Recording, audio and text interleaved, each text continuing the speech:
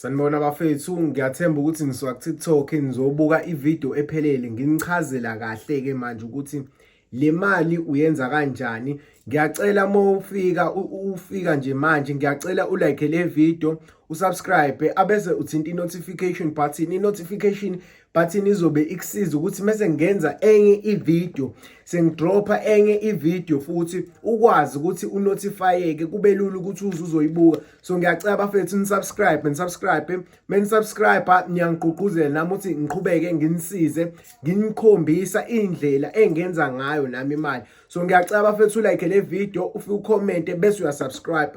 Before nje size siqala ivideo ngiyacela nje usubscribe, ulike abese uyakhomenta uvo lwakho, ngizobe sengikwazi ukuthi nginiphendule. So ngiyacela bafethu ulike usubscribe. Into ke kanje bafethu, ngicela nilalelisise namhlanje sikho ku TikTok, siku YouTube, shuthi asijahe ndawo. Ngizoyichaza kahle. Ngiyacela ukuthi ungakhohlwa ukusubscribe uphinde ulike ngoba uma ungasubscribe ungalike mina ngikwazi ukuthi izinto zami suke expect ukuthi zikusenzele kanjani. So nje ngiyacela ukuthi silalelane njengoba ngizoyichaza step by step, sinesikhathi sonke asijahe ndawo. Okay, into oyenzayo ngihlezi ke ngichaza. Ngifuna ukuthi nginijahe. Ake siqale la. Ngitholele u2 litre, uyabo? U2 litre, it's a normal 2 litre. Abanye bake bangibuze ke ukuthi before uthola u2 litre kusuke uvela unephepha. Lelo phepha ngicela ulicebule. Yini isizathu sokuthi licebule? Ngichaza in depth. Isizathu sokuthi licebule iphepha kusuke kuwukuthi ingoba sifuna ukuthi la kube mhlophe kukhanye, ngoba thina siyabantu abamnyama. Ingakho ngeke usazobona ngizochaza ukuthi ungifayela nendwangu emhlophe phansi kombhede. Into eyizathu ukuthi sifuna kukhanye, yonke into ihambe kahle, kungabi khona okuvimbayo inhlanhla nemali esuke iphuma lapho.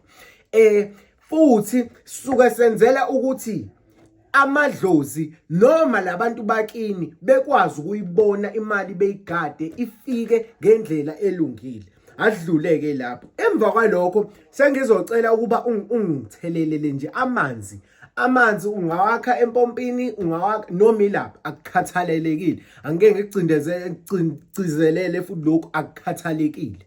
Abese usuwafakile amanzi, qikelela ukuthi amanzi abakulolayini.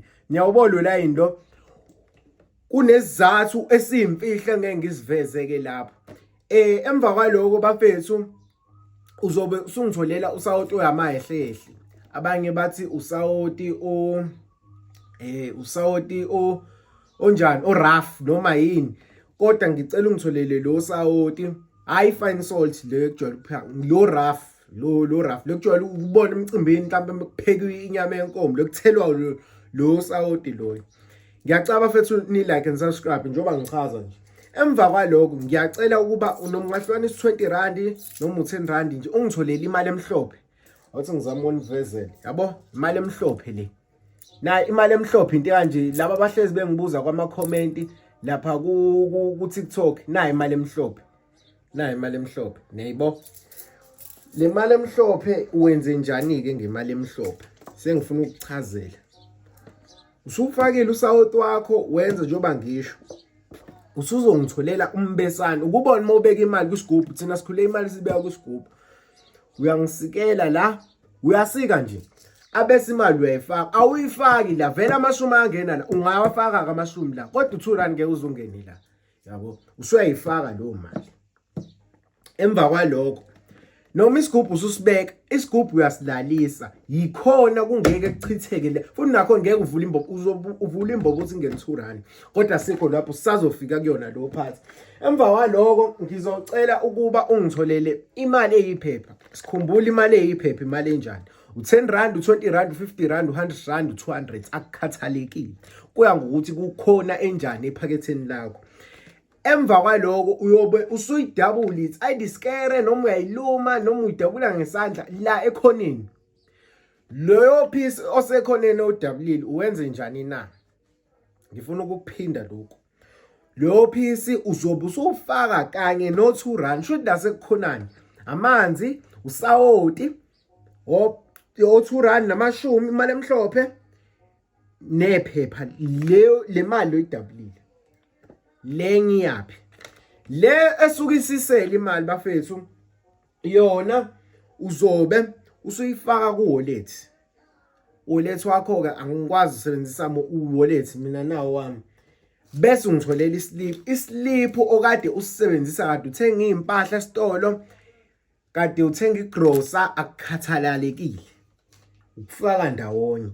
Bese ngiyocela ukuthi ungitholele indwangu emhlophe.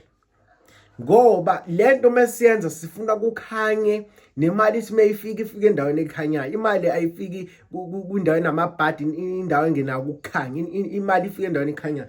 Ungidlalela yona ngaphansi kombhede. Then usuyakubeka konke. Abanye bangibuza ukuthi mawulala nomuntu ayihluphi lento ngoba wena akumele umtsheni. So nje qikelela ukuthi mawulala nomuntu akumele umtsheni. Ngiyathemba ukuthi niyalike abafethu, niya-subscribe ngoba amanye amavidiyo ngisazowadedela nginichazela abanemibuzo, ngisazobachazela abantu abangazazi izinto. Ngiyacela nje ni-like ni-subscribe mekuvela i-ad la ungayidluli.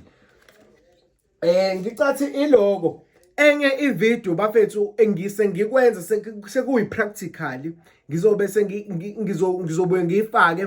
Ngiyacela nje ukuthi mhlawumbe afika ku 10K subscribers noma ngizobona ngizobe sengiyifaka nginivezele iprocess, kodwa lento ukuthi nje izikhathi. So ngiyacela abafethu ni-like ni-subscribe, ningakhohlwa ukusubscribe, nithinte i-notification. Amanye amavidiyo ngisazowadedela, ni-comment ngizobe sengiphendula. So like bafethu ni-subscribe.